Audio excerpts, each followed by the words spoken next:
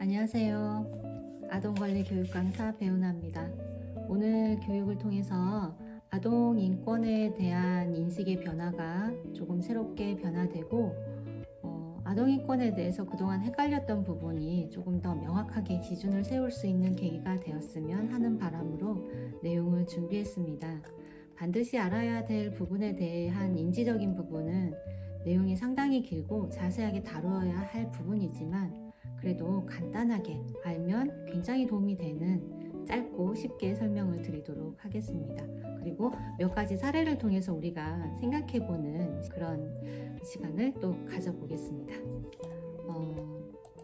들어가기 전에 제가 두 가지 질문을 드릴 텐데요. 아동인권에 대한 여러분 자신의 인식, 생각, 가치, 기준에 대해서 점검해보는 질문이 될 수 있을 것 같고요. 또 마지막에 이 부분을 다시 한번 확인을 해보도록 하겠습니다. 첫 번째 질문은 아동은 어떤 존재인가? 옆에 종이가 있으면 꼭 종이에 한번 적어보도록 하겠습니다. 직접 적어보셔야 비교를 할 수 있기 때문에.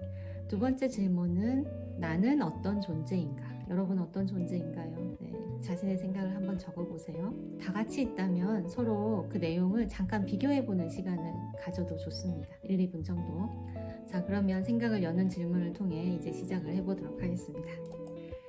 모든 사람은 아기로 태어나서 영유아기를 거쳐서 아동기, 학령기, 청소년기, 그리고 성인이 되어 가죠.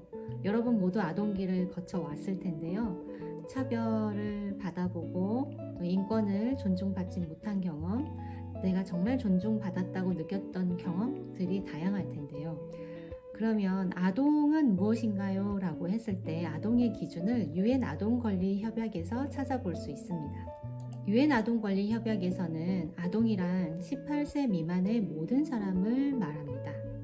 유엔 아동권리협약이 중요한 이유가 우리가 아동인권에 대해서 헷갈릴 때 이 내용을 알고 있으면 기준을 바로 세울 수가 있는데요. 그 이유는 대한민국의 아동, 청소년 관련된 법안이 유엔 아동권리협약을 기준으로 해서 만들어졌기 때문입니다. 청소년 아동과 관련된 기관에서는 의무교육으로 숙지하는 게 필수이죠. 그래서 의무교육으로 진행이 되고 있어요. 우리는 그 내용을 간단하게 살펴볼 계획입니다. 유엔 아동권리협약의 특징에 대해서 간단하게 살펴보면 유엔 아동권리협약은 아동을 권리 주체자로 명시한 최초의 국제법이고요. 1989년 11월 20일에 유엔 총회에서 만장일치로 채택된 협약입니다. 우리나라 헌법 제6조에는 제가 읽어보겠습니다. 우리 헌법 제6조에서는 헌법에 의하여 체결 공포된 조약과 일반적으로 승인된 국제법규는 국내법과 동일한 효과를 지님을 명시하고 있다. 법적 효력이 있는 국제법이죠. 유엔 아동권리협약의 조항들은, 이 세세한 조항들은 크게 4가지의 일반 원칙이 있고요. 그 원칙 위에 4가지의 4대 기본권이 기둥처럼 잘 세워져서 지켜지기를 명시하고 있는데요. 일반 원칙을 4가지 말씀드리면, 첫 번째, 비차별의 원칙. 두 번째, 아동 최상의 이익의 원칙. 세 번째, 생명, 생존, 발달의 원칙. 네 번째, 의견 표명의 권리와 참여의 원칙. 이렇게 4가지 원칙이 있어요. 일반 원칙이라고 합니다. 그러면 일반 원칙은 반드시 지켜져야 하는 원칙 위에 4대 기본권이 있는데요. 4가지가 4대 기본권에는 무엇이 있냐면 생존권, 발달권, 보호권, 참여권이 있어요. 생존권은 아동이 안전한 환경에서 건강하게 먹고 마시고 생존할 권리입니다. 그리고 발달권은 아동이 건강한 성장 발달을 위해서 교육하고 문화를 제공하고 놀 권리를 보장하는 것을 말합니다. 참여권은 아동이 독립된 인격체로 자신과 관련한 모든 정보에 접근하고 또 의견을 표현할 권리를 말합니다. 보호권은 차별, 학대, 폭력 등으로부터 보호받을 권리를 말합니다. 이런 권리가 딱 잘 세워져 있는 이유는 안 지켜지기 때문이겠죠. 잘 지켜지면 이러한 조항들을 만들 이유가 없는데 정말 잘 지켜지지 않고 지키기 힘듭니다.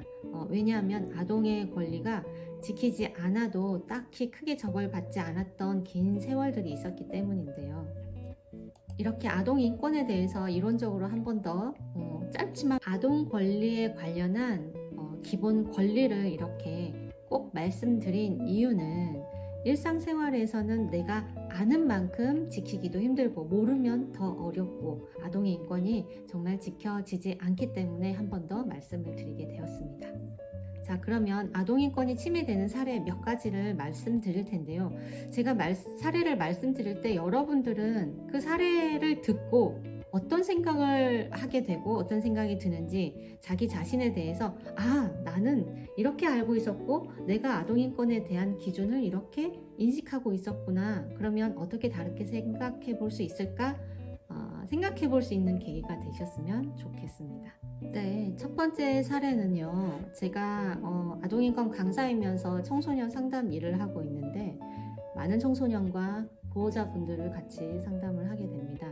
어느 날 어떤 부모님께서 말씀하시기를 상담을 하는데 제가 아이가 너무 말을 안 들어서 뺨을 2대 정도 때렸어요. 근데 세상에 아이가 저한테 아동학대로 저를 신고했지 뭐예요. 그래서 경찰서에 다녀왔어요. 말씀을 하시더라고요. 이 사례에 대해서 여러분 어떤 생각이 드세요? 네, 대한민국은 아직 그 훈육 과정에서 체벌을 하는 것에 대해서 논란이 있는 교육 문화를 가지고 있는데요. 이 부분에 대해서는 사실 유엔 아동 권리 협약에 아까 말씀드린 보호권에서 체벌에 해당하기 때문에 위배되는 사항입니다. 절대 그렇게 하시면 뺨을 때리시면 안 됩니다. 폭력이겠죠. 그냥 아이라서가 아니라 여러분 입장을 생각해 보시면 누군가 나에게 그렇게 한다면 어떠시겠어요? 진짜 존엄이 바닥에 떨어지겠죠. 그 다음 사례를 또 간단하게 말씀드리면 제가 상담하고 있는 내담자인데요. 어떤 경로를 통해서 왔냐면 그 아이의 위생 상태가 굉장히 좋지 않아서 몸에서 냄새가 계속 나가지고 그 아이의 담임 선생님께서 아동학대가 의심된다고 하여서 아동학대로 신고를 해가지고 과정 절차를 거쳐서 저에게 상담을 하게 된 아이를 만났어요. 네, 그러면 위생 상태가 좋지 않고 방치되는 이 아이는 아동학대에 해당하는 거 맞을까요? 네, 맞습니다. 아동학대에 해당하고요.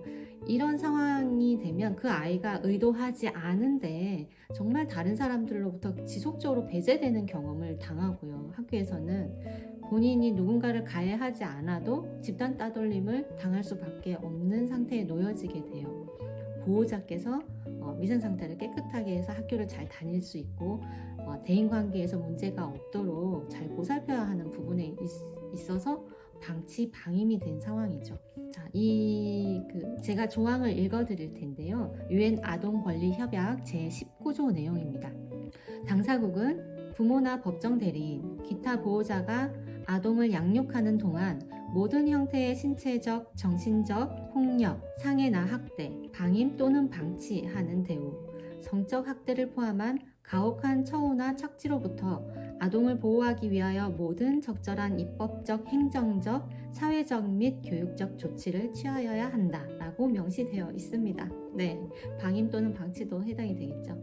자, 마지막 사례로 여러분들 노키즈 존에 대해서 어떻게 생각하세요? 네, 여러분들이 8세 아동이라고 가정을 했을 때 부모님, 엄마 또는 아빠의 손을 잡고 진짜 맛있는 외식을 기대하고 레스토랑 문 앞에 딱 들어갔는데 나 때문에 들어가지를 못한 거예요. 내가 아동이고 내가 어린이기 때문에 음식점에 출입을 금지당한 경험을 이 아이가 했습니다. 네, 이것은 사회로부터 배제당하는 경험인데요. 이 아이가 성인이 됐을 때 어떤 세상을 만들어 갈지 상상을 해보시면 답을 쉽게 찾으실 수 있는데요.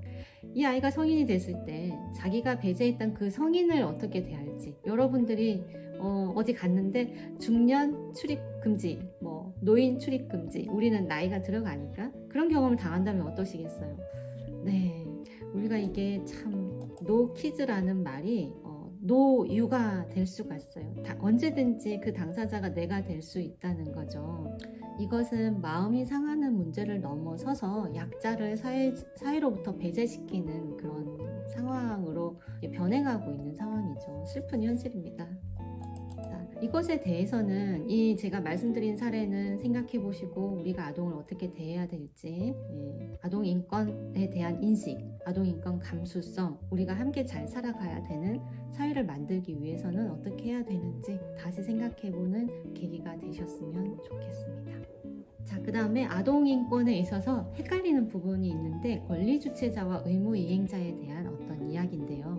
권리 주체자는 권리를 가진 당사자를 말하는데, 아동 권리에서는 아동을 말하고, 의무 이행자는 이 권리를 지키기 위한 의무를 이행하는 사람, 성인을 말하는 경우가 많은데요. 저는 그것을 말씀드리려고 하는 게 아니라, 이것을 이분법적으로 나누어서 생각하기보다는 아동도 권리 주체자이면서 의무 이행자, 아동끼리도 서로 존중하고 지켜줘야 하고 자기의 권리를 말할 수 있어야 하고 서로의 인권을 존중해줘야 합니다. 또 우리도 성인도 권리 주체자이면서 의무 이행자로서 아동의 권리를 보호하고 또 아동과의 관계에서도 내 권리도 지켜줘야겠죠. 서로가 인격적으로는 동등한 관계여야 합니다.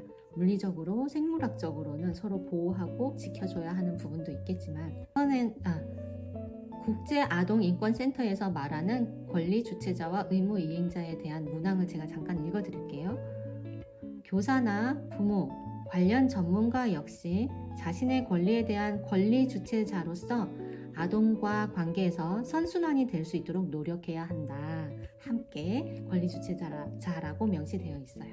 그러면 여러분도, 아동도 의무 이행자로서 아동의 권리를 보호하고 협약을 이행하는 적극적인 노력의 과정에서 의무와 책임을 지닌 사람이겠죠. 그와 같은 내용은 세계 인권 선언에 나와 있는데요. 모든 인간은 태어날 때부터 자유로우며 존엄과 권리에 있어서 평등하다라고 되어 있습니다. 또 하나 더 짚고 넘어가야 할 부분이 있는데, 아동의 권리를 우리가 특별히 보호하는 이유는 이걸 설명드리기 위해서 예시를 하나 말씀드리면, 지금 제가 여러 가지 키워드를 드리는 거, 뭐 돈, 스마트폰, 뭐 이렇게 차별로부터 보호, 집과 가족, 이런 것들 중에서 지금 이 상황에서 이 자리에 이 시간 전쟁이 막 터졌다고 상상을 해보세요. 그러면 막 얼른 도망갈 생각을 하죠. 피해야 되잖아요. 그런데 여러분들 주체적으로 움직일 수 있어요. 자, 다시 입장을 바꿔서 내가 8살 아동이에요. 그러면 전쟁이 딱 터졌을 때 지금 나에게 가장 중요하고 시급하게 필요한 것은 무엇일까요? 네, 성인이었을 때, 내 입장이었을 때와 내가 아동이 되었을 때는 달라요. 네, 제가 말씀드린 예시문 중에 집과 가족, 부모님, 엄마가 가장 보고 싶죠. 너무 긴급하게 옆에. 아동 입장에선 그런 거예요. 우리가 참 입장이 되어보지 않고서는 알 수가 없는 거예요. 지나왔음에도 불구하고. 그래서 우리가 인간에게 가장 열악하고 처참한 환경이 재난과 전쟁입니다. 아동에게 가장 비참하게 또 처참하게 인권을 지키지 못하는 환경이 전쟁이기도 한데요. 그런 전쟁 상태에서는 정말 속수무책으로 당할 수밖에 없는데요. 자신을 방어하기에는 물리적으로 너무나 나약한 존재이기 때문에 특별한 보호와 존중이 필요한 것입니다. 유엔 아동권리협약의 배경은 세계대전을 배경으로 하고 있는데요. 세계대전 이후에 정말 처참하게 죽어가고 방임되어 가는 아동을 보호하기 위해서 여러 과정을 통해서 유엔 아동권리협약이 만들어졌기 때문입니다. 자, 마지막으로 처음에 드렸던 질문을 한 번 더 드려볼게요. 아동은 어떤 존재인가요? 그리고 나는 어떤 존재인가요? 그 질문에 대한 답을 한 번 더 종이에 적어볼까요? 네. 인간은 아동과 나 모두 태어날 때부터 자유롭고 존엄과 권리에 있어서 평등한 존재입니다. 모두가 존엄하고 사랑받아야 마땅하고 같이 보호받고 권리가 있는 존재이죠. 여러분들이 오늘 만남을 통해서 나의 삶과 직장에서, 삶의 현장에서 나와 아동의 권리를 위해 어떤 질문을 던져볼 수 있을지, 어떤 실천을 다시 할 수 있을지 생각해 볼 수 있는 계기가 되셨으면 좋겠습니다. 아동인권에 대한 명확한 기준을 잡으셨나요? 자신의 삶에 새롭게 적용될 수 있기를 소망합니다. 감사합니다.